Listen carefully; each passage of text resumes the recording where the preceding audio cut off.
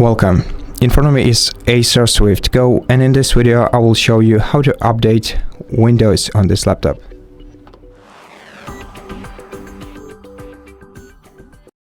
To do it, you have to open the Start menu, then go to Settings, then in Settings, go to Windows Update section, and here, if you don't have any updates already, click Check for Updates and wait until Windows finds any.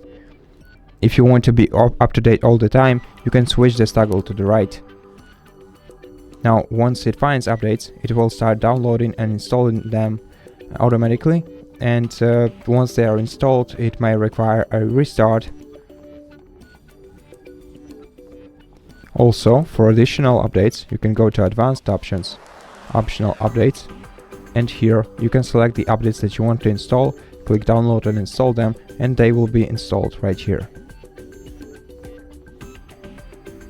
As you can see, I'm up to date right now, so the updates were downloaded and installed, and so that's basically how you do it. Thank you so much for watching this video. If you liked it, consider subscribing to our channel, leave us a like and a comment below, and I'll see you in the next one.